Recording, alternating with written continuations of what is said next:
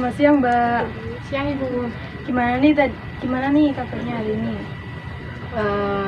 Baik sih, tapi tadi agak sebel gitu ya, capek gitu. Jadi sedang rasa sebel sama capek ya. Iya, Mbak. Terus kalau boleh tahu tadi habis dari mana ya, Mbak, sebelum kesini? Abis dari itu sih tempat les.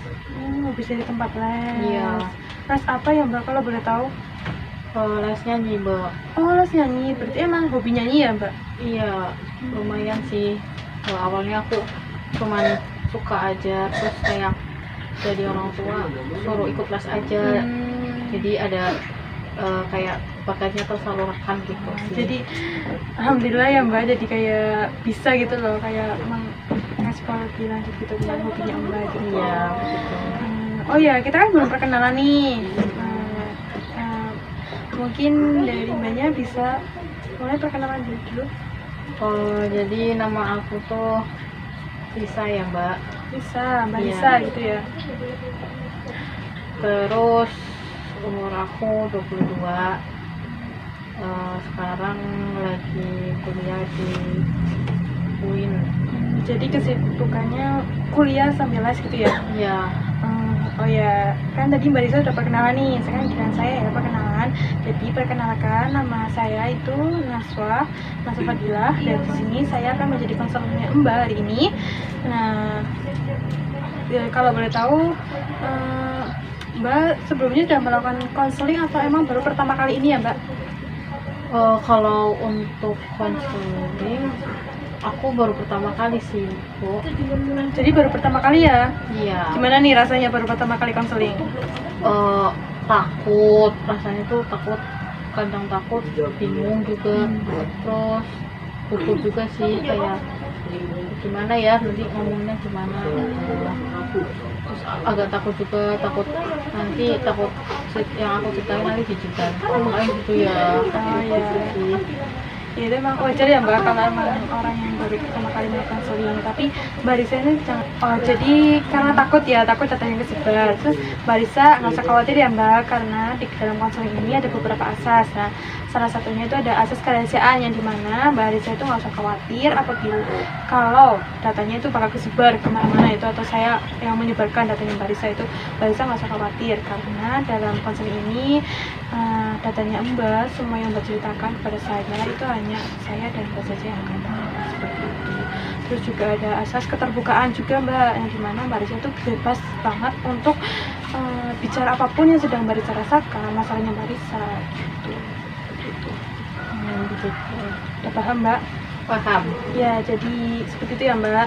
Nah, sebelum melakukan sesi konseling ini, saya akan kayak memberikan sedikit peraturan ya dalam sesi konseling ini.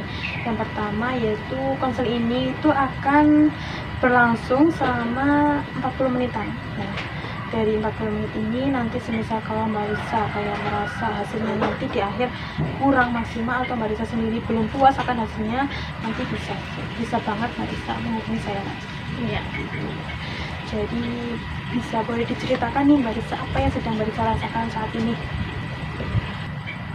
Aku lagi pusing, terus lelah banget sama tugas-tugas kuliah, belum lagi tugas dari tempat les gitu. Terus dari orang tua juga suka ngedesak, gimana sih kayak kok kayak kuliahnya kok kayak gitu, kayak nggak serius. Padahal kan nggak tahu kan ya, sebenarnya aku juga serius kok, kalau ngerjain kita juga serius. Cuman kadang tuh orang tua tuh lihatnya karena kita suka main gitu ya, nongkrong gitu, kayak jadi pasti mikirnya ini kok nongkrong mulu, nggak pernah kuliah. Padahal kan kuliah kan ya kadang satu hari aja cuma satu matkul gitu kan. Terus juga kalau ngerjain tugas juga bingung, karena biasanya tuh deadline-nya tuh kadang berdekatan dengan matkul yang lain, jadi matkul satu sama matkul yang lainnya itu kayak tabrakan gitu ya, Bu. Terus kayak capek gitu rasanya. Jadi emang sedang ngerasa capek gitu ya sama tugas kuliah, tugas di tempat les, belum lagi ada tuntutan desakan gitu ya dari orang tua, disuruh ini disuruh itu gitu. Iya, paham. Lalu apa ada perasaan lain selain itu Mbak Risa? Kalau yang lain sih itu sih kayak soal pertemanan sih, kayak kadang di tempat di kuliah gitu kan ya, kadang ada yang kayak circle-circlean gitu ya. Terus apalagi kalau misalnya itu sih kelompokan, misalnya kelompokan ada yang nggak seret gitu sama teman kelompoknya, kadang sampai itu sih dikucilkan gitu. Alhamdulillah aku sih enggak kayak gitu ya, cuman kayak kok gitu ya, kayak terlalu gimana ya, kayak jadi teman-teman yang lain tuh kadang kayak ada yang rasa dikucilkan gitu. Terus kenapa kayak gak semuanya berteman aja gitu loh.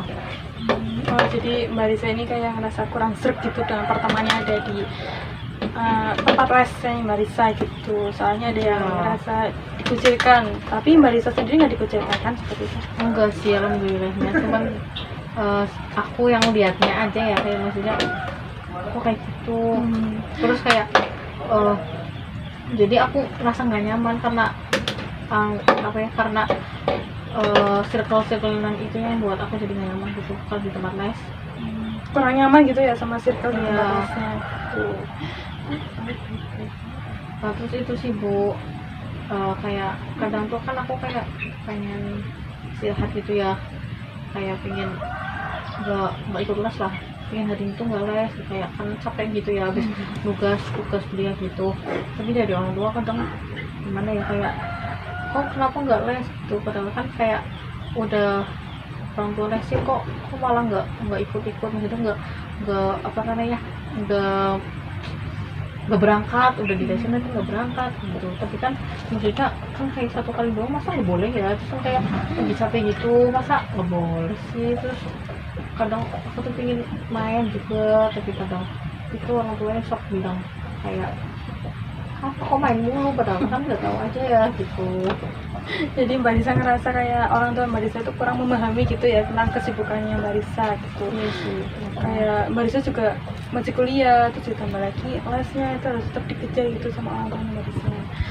Kalau boleh tahu ini Mbak, ini kan tadi kan kayak orang tuanya kayak kurang memahami gitu ya tentang kesibukan Mbak Risa yang gak cuma tempat les aja gitu loh, soalnya Mbak Risa kan juga masih kuliah gitu. Apakah Mbak Risa ini apakah Mbak Risa ini kayak sudah apa ya, mengkomunikasikan atau ngobrol gitu loh sama orang tuanya Mbak Risa bahwa kalau aku tuh gini loh kesibukannya, bukan cuma di les gitu loh, bukan ditutup di les aja gitu, soalnya aku ada kuliah juga gitu. Udah pernah ngobrolin belum Mbak? untuk kayak curhat-curhat terus kayak TikTok gitu ya, belum pernah sih. Cuman kayak kadang kalau paling dari orang tua tuh suka nanyain doang, nggak pernah kayak yang gimana sih, nanyain perasaannya, cuman nanyain gimana tuh rasanya gimana gitu doang, nggak pernah kayak nanyain kamu capek nggak sih kayak gitu. Kayak apa ya, kuliah tuh gimana sih kayak gitu, kayak capek nggak, teman-temannya gimana, nggak pernah tuh dinyain kayak gitu. Jadi aku tuh kayak merasa kesepian juga sih kalau di rumah. Oh, jadi Mbak Risa kayak ngerasa kurang diperhatikan juga ya sama orang tuanya. Iya. Lalu dalam bagi itu kan tadi kan orang tuanya Mbak Risa kan kayak menuntut gitu loh kalau Mbak Risa tuh harus les juga. Iya. Padahal Mbak Risa itu ada kuliah gitu. Terus dari caranya Mbak Risa ini ada nggak sih cara gitu loh untuk kayak apa ya, mengkondisikan atau mengatur waktunya Mbak Risa gitu loh, untuk membagi waktu antara Mbak Risa itu kuliah sambil ngejar les gitu. Biasanya sih aku bikin jadwal sih, tapi kadang kan ada dosen yang kayak tiba-tiba nggak bisa tuh hadir. Nah kalau kayak gitu biasanya jadwal aku jadi berantakan dan bikin aku kayak pusing, kayak malah jadi berantakan nih jadwalnya, padahal yang udah aku jadwalin tuh udah teratur. Terus cuman karena kayak gitu biasanya tuh jadi berantakan semuanya gitu sih Mbak. Jadi masih kurang bisa mengatur gitu ya jadwal kuliah sama jadwal lesnya, karena ada beberapa matkul yang tabrakan sama jadwal les. Lalu kalau dari Mbak Risa sendiri, kalau seperti itu apa yang Mbak Risa lakukan? Gimana ya, aku tuh masih suka bingung gitu kalau jadwalnya bertabrakan.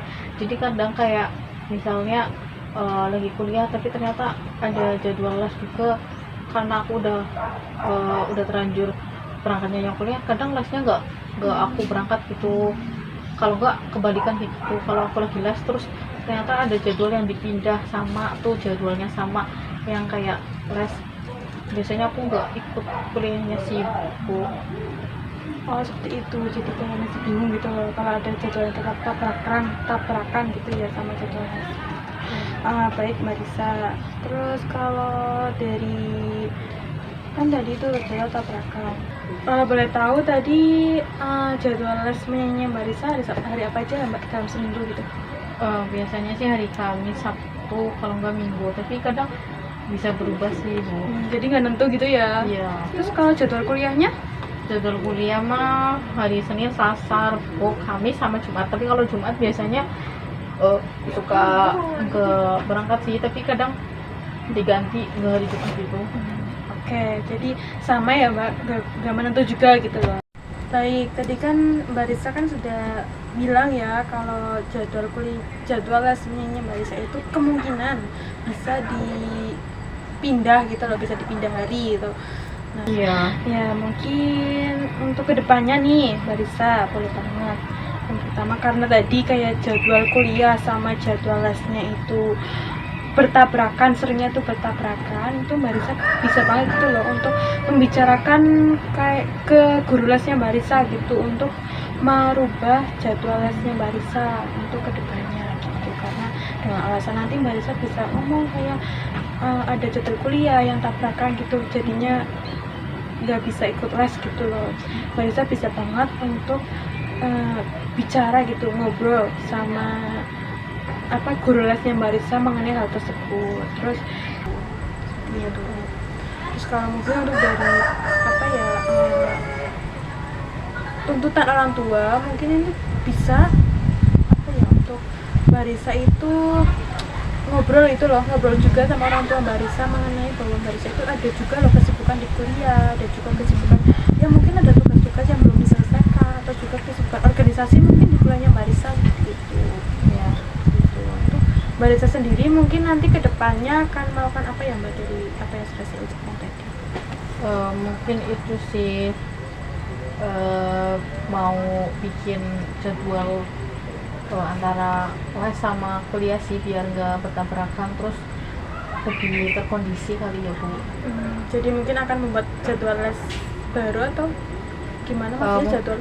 Mungkin itu sih, mau bikin jadwal baru yang bisa mencocokkan sama jadwal kuliahnya gitu sih Bu. Itu tetap dikondisikan dengan Mbak Risa ngobrol dulu kah sama guru lesnya Mbak Risa atau bagaimana? Kayaknya mau ngobrolin dulu sih sama guru lesnya, kayak takutnya kalau aku minta hari ini tapi ternyata nggak bisa begitu sih Bu. Berarti nanti Mbak Risa akan ngobrol sama guru lesnya Mbak Risa, terus juga akan membuat jadwal baru mengenai jadwal kuliah dan jadwal lesnya Mbak Risa gitu, agar lebih tertata dan terorganisasi, agar ada yang bertabrakan. Iya Bu. Seperti itu. Kalau untuk masalah dari desakan orang tua, Mbak Risa melakukan apa nanti? Mungkin itu sih benar kata Ibu, kayaknya aku sama orang tua butuh ngobrol sih, nanti mungkin dari aku akan ngobrol kayak di talk gitu sama orang tua sih, biar orang tua tahu kayak keinginan aku gimana, terus kayak apa yang dirasain aku tuh gimana gitu sih, biar sama-sama saling mengerti dan tahu gitu sih. Baik, jadi mungkin Mbak Risa udah ada sedikit gambaran. Untuk sekarang ini bagaimana nih perasaan Mbak Risa setelah melakukan sesi konseling kali ini? Lebih lega, terus lega dan lebih rileks sih Bu. Kan kayak dari kemarin tuh kayak bingung, pusing, kayak pengen cerita tapi takut ceritanya disebarin, terus bingung cerita ke siapa gitu sih. Itu jadi mungkin agak sedikit rileks sama lega gitu ya. Iya Bu. Ya mungkin karena waktu sudah menunjukkan waktu 25 menit, mungkin sesi konseling ini saya cukupkan ya Mbak. Iya. Ya, nah dari Mbak Risa sendiri kalau semisal kayak masih ada yang sedikit mengganjal atau kurang puas sama hasil konseling kali ini, bisa banget nih Mbak Risa menghubungi saya lagi untuk melakukan sesi konseling selanjutnya. Iya Bu, Paham Mbak Risa? paham. Ya, sudah cukup untuk sesi konseling kali ini. Nah, cukup. Ya, baik. Terima kasih ya Mbak Risa sudah menyempatkan waktunya untuk bercerita. Terima kasih ya Bu. Ya, sama-sama. Sampai jumpa Mbak. Iya.